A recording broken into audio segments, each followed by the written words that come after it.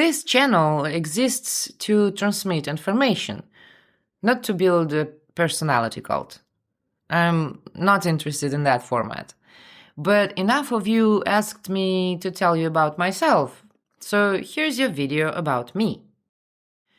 I was born in Siberia and I was what you'd call a problem child, which immediately made me the family scapegoat, but on top of that I was disobedient, willful, stubborn, and, surprise, told inconvenient truths.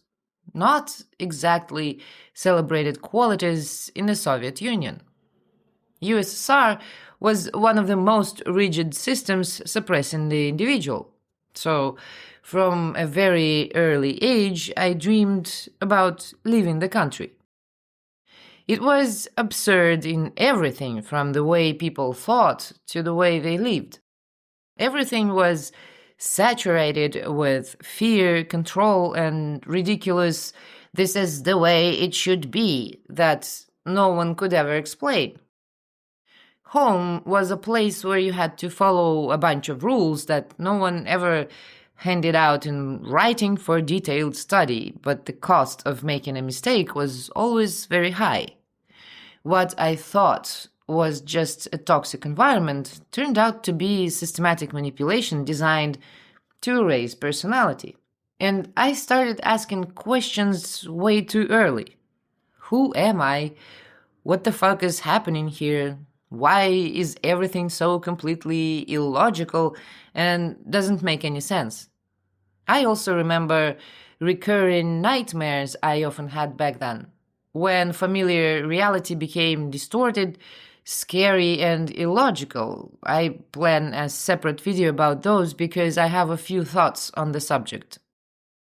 What pissed me off most as a kid were arbitrary rules. I was genuinely shocked that there were rules with no logic behind them, no actual need for them, and I was forced to follow them anyway, even when I could see they were pointless. My entire childhood was basically one long state of what the fuck about being forced to do things I would never choose to do if I had any say in it. And I sincerely didn't understand why there were fences everywhere. Of course, I've always tried to climb them and escape. I learned to read at 4, and that became my escape route. I didn't put books down. I read while eating, ate while reading, basically read constantly when I wasn't drawing. So my childhood was mostly reading and drawing on repeat. Except I kept getting interrupted by bullshit like mandatory kindergarten, being forced into figure skating, and constant messaging that what I wanted was irrelevant. You do what you're supposed to do, not what you want. This wasn't subtle. It was drilled in daily and systematically. Your desires don't matter, the system's demands do. When I was told that first I had to finish school, then go to university, then get a job, and then retire, I was terribly sad. I didn't understand why I had to leave if there was nothing waiting for me in the future except this shit. At 5, I figured out the piano, then picked up whatever else was lying around, guitar, accordion, whatever we had at home. If there'd been more instruments, I would have learned those too. I loved classical music from early childhood, and I clearly remember my confusion in kindergarten when they made us listen to those stupid children's songs. It genuinely felt like an insult to our intelligence. I'm not bringing this up to brag. I am bringing it up because it matters. Music is one of the earliest ways structure enters the mind. If as a child you're fed only simplified repetitive noise and told this is music, it quietly reshapes your baseline for complexity. My baseline was Mozart's Requiem. I found it on vinyl and wore that record out. It's not neutral. It trains your nervous system to accept reduction as normal. And once that becomes the reference point, anything genuinely complex later feels unnecessary, pretentious, or boring. I think this is part of why programming never fully took root on me. When you encounter complex non-linear structures early on, reduction starts to feel like a lie. Repetition without depth doesn't feel comforting. It feels wrong and annoying, sometimes even physiologically disgusting. And once that distinction exists, it's very hard to unlearn it. Of course, later I added rock and roll, metal, blues, and whatnot.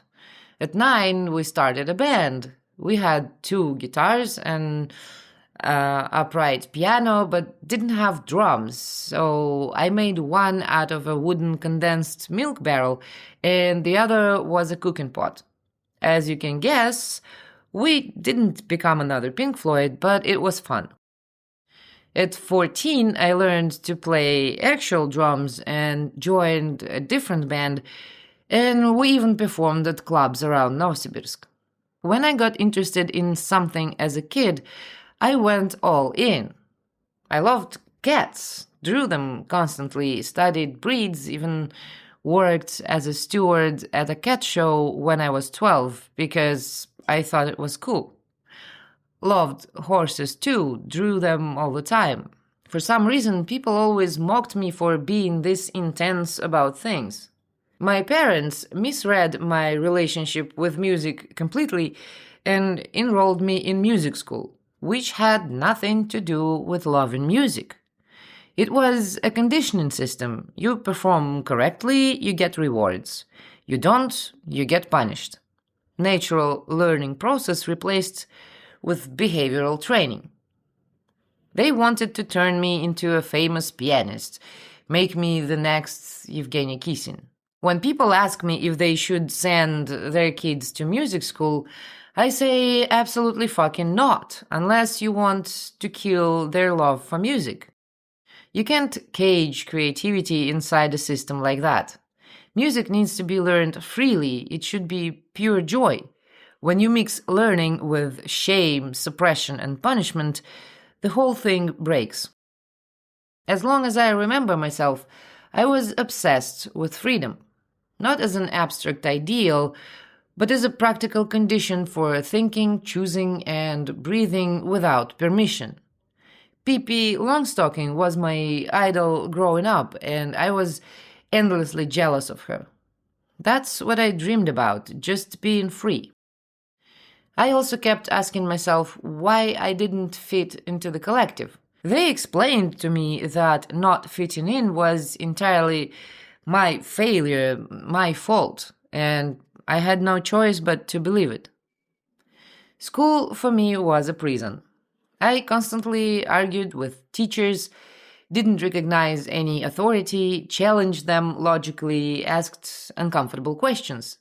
Naturally, I had problems because of this.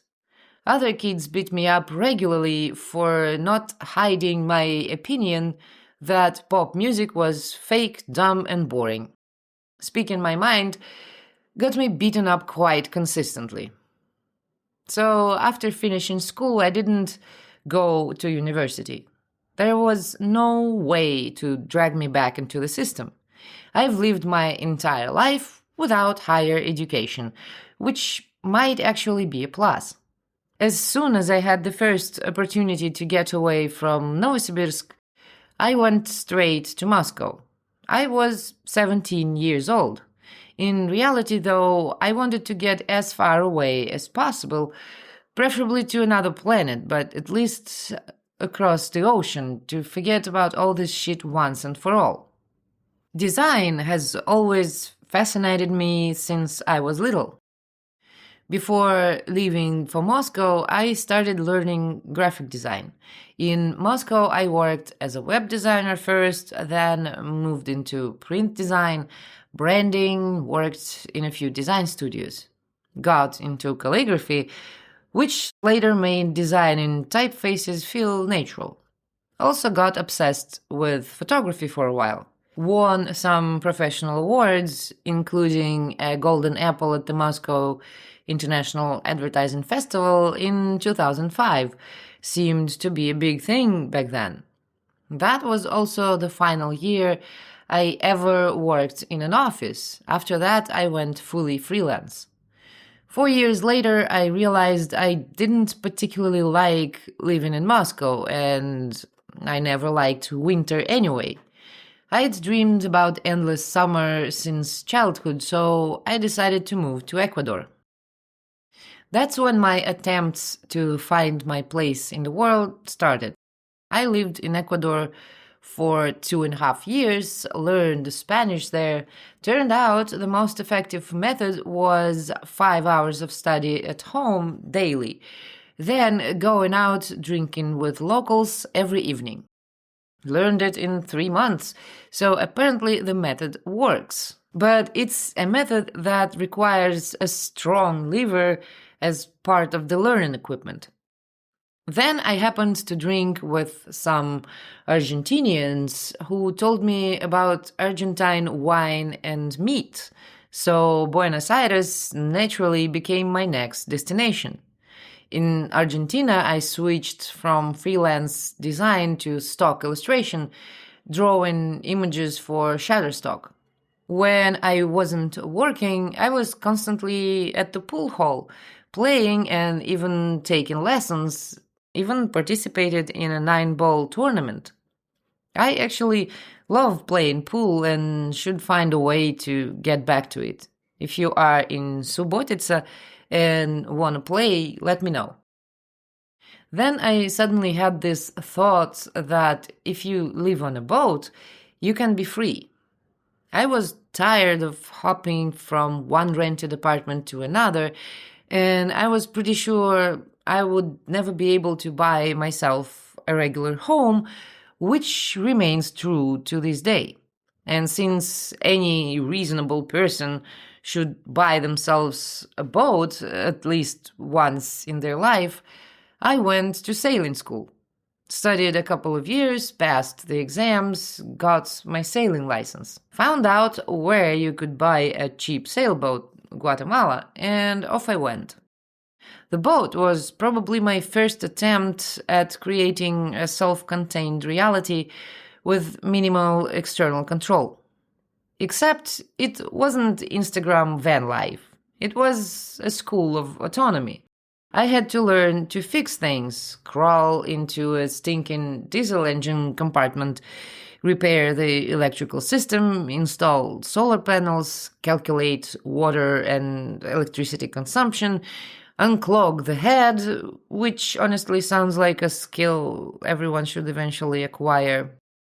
Even when someone else did repairs, I had to know exactly what and why they were doing it and control the process.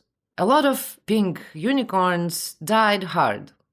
Living on a boat isn't just fun and chill, it's knowing how to repair absolutely everything. I planned to actually sail somewhere on that boat, but I never worked up the nerve to do it solo.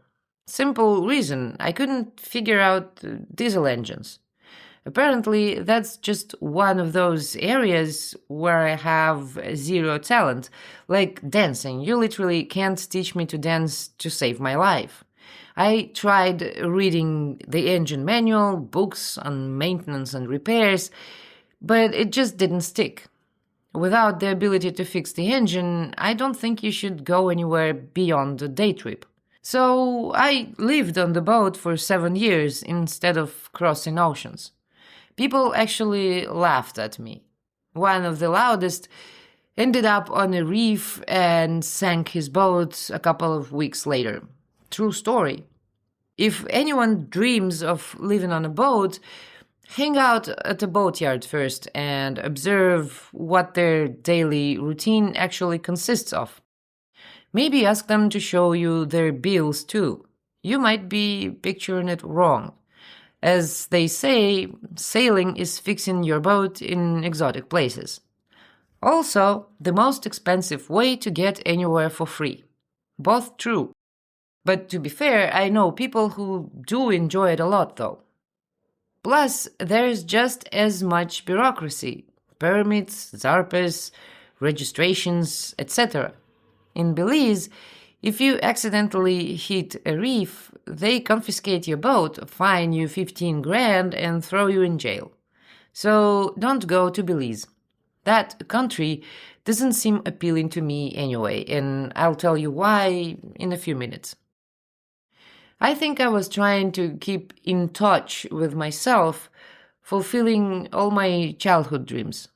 I wanted to stay alive even though all my old friends, shame, chronic anxiety, depression that kept coming back in cycles, so-called low self-esteem, apathy, fears, and all the rest of the shitbag accumulated from my happy childhood were traveling around the world with me. The anxiety was constant. The depression would lift and return, lift and return. I couldn't escape any of it, no matter how far I went. Back in Ecuador, I started asking myself more questions. Why, after moving to a completely different country, was I still afraid of being judged by literally everyone around me just going out to buy bread? Why, having fulfilled my childhood dream of eternal summer, did I not feel happy? Why did I continue to fall into exactly the same relationships and choose cold, manipulative partners? They often conveniently settled on my neck, and I so wanted to earn someone's love that I couldn't throw these parasites off. It was scary to be alone, and besides, poor thing would be lost without me, and I couldn't bring myself to kick him out into the cold. I wasn't chosen as a person. I was chosen as a function. Care, resources, stability, that pattern repeated until I could finally see it clearly many years later. But back then, I was constantly trying to get to the bottom of what was wrong with me. I started going to therapy back in Moscow and continued searching for answers through my travels. I went through at least 10 different therapists over the years, spent enough money on them to buy a small house. Predictably, none of it helped.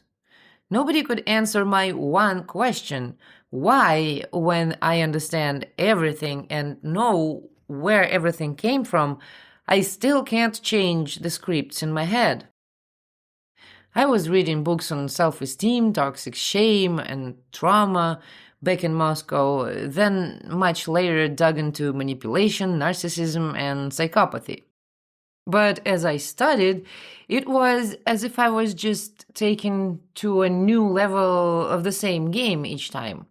If I studied freeloaders, the next was a narcissist. I studied narcissists. At the next level, I was dealing with a covert psychopath.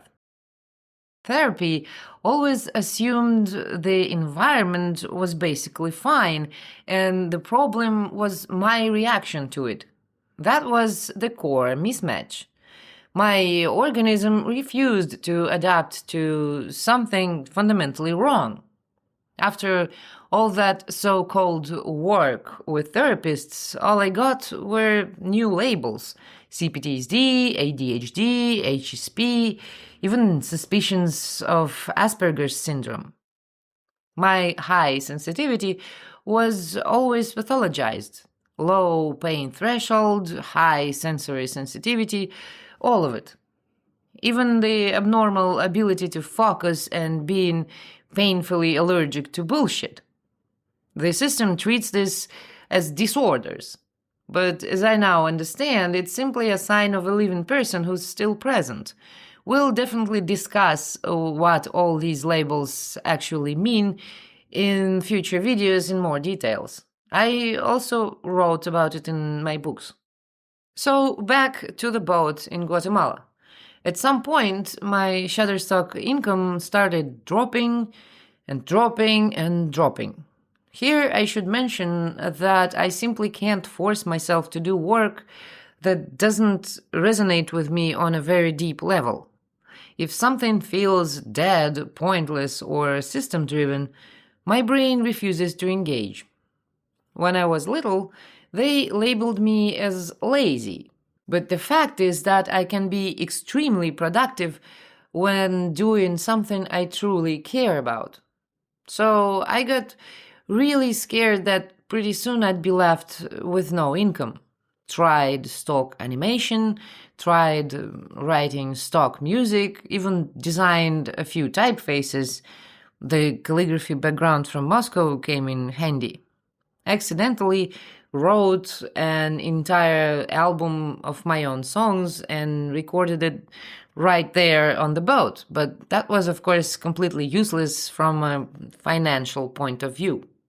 And here comes little Bonnie, who I'd gotten from Mexico. Bonnie is actually the reason I started sewing. She needed a harness, a carrier, lots of clothes. I got completely carried away with it. To be honest, she didn't need any clothes in Guatemala, but I guess I didn't have enough dolls when I was little.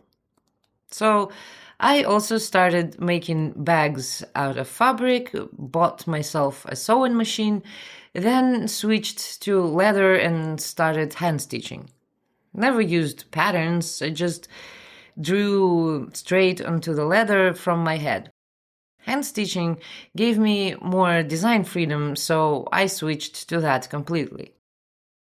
I made quite a few bags and sold most of them. Then someone told me that selling leathercraft patterns was a thing. That's how Karlova Design was born, my small leather pattern business, which is still alive today.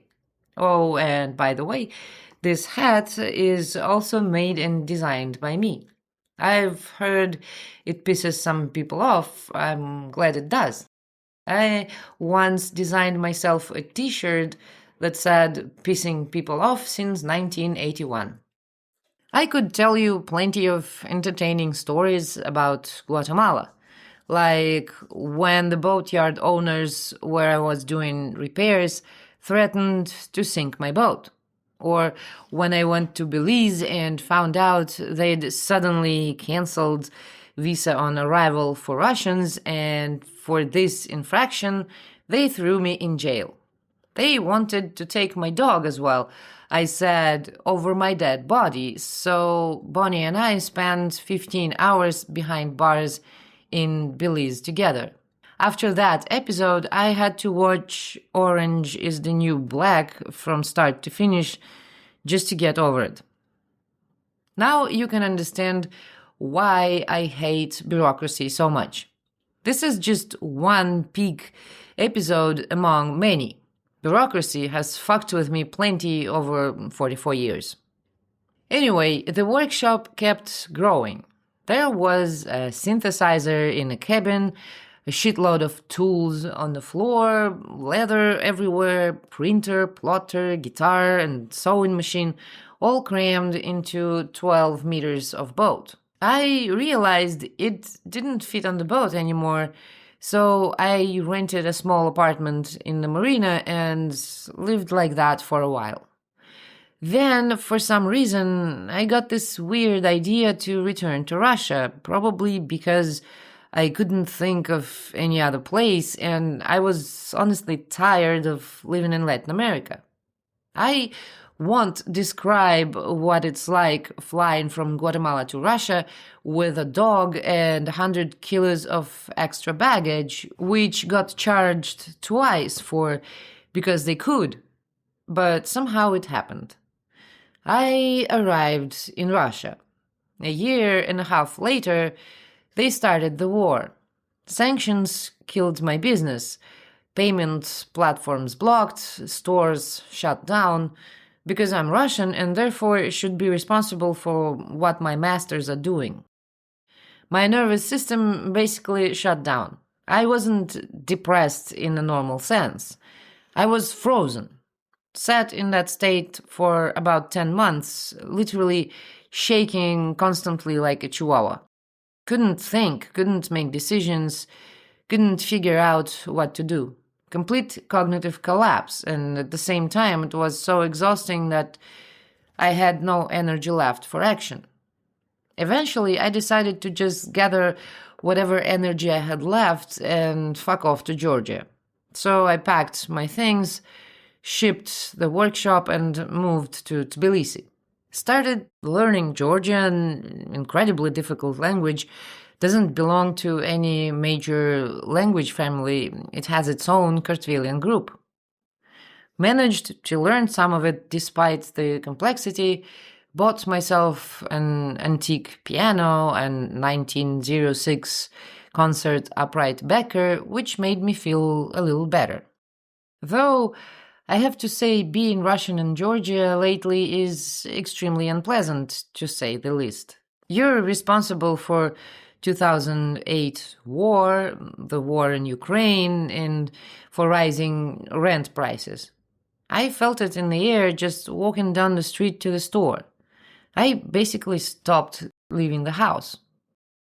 When I tried relaunching my business in Georgia, I kept getting banned. Etsy, Instagram, one platform after another, just randomly. At some point, I got pissed off and wrote a small course on leather pattern design just to keep my pants up financially. Maybe that collective shame triggered it, or the necessity to deal with my extremely toxic landlords. But at some point, I suddenly decided to work on my so-called trauma again. I decided to have a few sessions with yet another psychotherapist who was yet again using the Gestalt and inner child framework. And of course, that didn't work. I spoke with my inner child for 152nd time in my life, had a talk with an empty chair and punched the pillow, and guess what? Well, you guessed it, nothing. I decided to try doing analysis with AI. What came out of that, you're watching on my channel right now, the Cordyceps framework, the systematic understanding of how control mechanisms operate. No, AI didn't tell me all that because it didn't have this framework. It took me about a month of constant analysis to see the system for what it is, which, I must admit, is the exact opposite of meditation or any of that new age bullshit that keeps telling you that you must silence your mind. Didn't work for me. In my opinion, you should be suspicious of anyone who tells you to stop using your brain. I didn't actually set out to dismantle the system or anything like that. I mean, I've wanted to understand the nature of things since childhood. I remember having these very distinct questions in my head as a kid. First, how to tell truth from lies, because at some point the constant gaslighting destroyed my ability to distinguish between the two. Second, who am I? Third, and this one I now recognize as pure shame programming, I had this obsessive need to see myself through other people's eyes. Not just how I looked physically, but who I was as a person. Why? Because I was constantly told that others see better, that I don't understand how badly I come across, how stupid I am, what nonsense I'm saying. What others thought of me became a matter of survival, and that was the pure evidence of losing subjectivity and becoming an object. The same mechanism that converts your anger into shame when you're being manipulated. The crap behind phone response and people-pleasing behavior. What I discovered was so impressive that I just laughed my ass off. You know, when you see a really impressive magic trick, and then someone shows you how it's actually done, and it's some completely idiotic, simple bullshit, and you just laugh at how brilliantly you were fooled. Yeah, exactly that. The chronic anxiety switched off immediately, just gone. Old tensions in my body that I'd carried for decades disappeared. It felt like my lost self, the one I thought was gone forever, came back. Like someone breathed life into me again. Imagine if your personality had been crumpled in a corner under a layer of dust your entire life, and suddenly it gets out of that corner, shakes off the dust, and spreads its wings. There was no inner child, and all the inner child work actually makes sure that you will never be liberated. I realized I am that child the moment it came back to life. And this can never be achieved if you keep parenting it or talking to it or meeting it somewhere in a nice garden in some meditations, because this keeps and reinforces the split. Some people keep saying, but 20 years of therapy might have accumulated and helped you heal. That's bullshit, because 20 or 50 or 100 years of gaslighting will never teach you to trust yourself again. It helped me maybe in one way. I was finally absolutely sure that therapy did not work, so I had nothing to lose doing my own analysis and questioning their entire framework. I'd never been a writer, that was unusual too, but I had to write one book, then another. But that wasn't enough, so I realized I'd have to start a YouTube channel. Because it's also very lonely, when you sit at home with this knowledge and do nothing. It's impossible to endure. You want to scream about it as loud as possible. I couldn't shut up. I figured all this out in February. I left Georgia a few months ago. I moved specifically because I finally noticed the elephant in the room and understood that living in an atmosphere where you're constantly pressured with shame for your identity, not even identity, just for a passport you didn't choose, is psychologically impossible. I decided to move to Serbia, to a small cozy town, and now I'm learning Serbian and dealing with Serbian bureaucracy. U pičku materinu, koji kurac. Now, what about my hobbies? I have a passion for perfumery. I've accumulated a fragrance collection again. Can't help myself. When I was still living in Russia, I even planned to try mixing my own perfumes. And I bought myself professional components. Then COVID hit and I lost my sense of smell. Spent 2 years with parosmia. Everything, including food, smelled like dead alien dumpster. Maybe I'll try again someday. Perfumes aren't my only alcohol-based passion, though. I also love wine and study it pretty intensely. Based on my observations, people get hooked on alcohol because it shuts off shame. This isn't an ad for alcohol, disclaimer for the system. This is my analysis. I want to understand how this mechanism works, so we'll break it down on this channel when I finish my analysis on this topic. So I think this is pretty much everything I can tell you about previous 44 years of my boring life in one video, and I can assure you it has become much less boring since this February. If you have any additional questions, feel free to ask them in comments. Yes, the system hasn't gone anywhere. Bureaucracy still has me by the balls. I still have to function inside the monetary system and all that shit.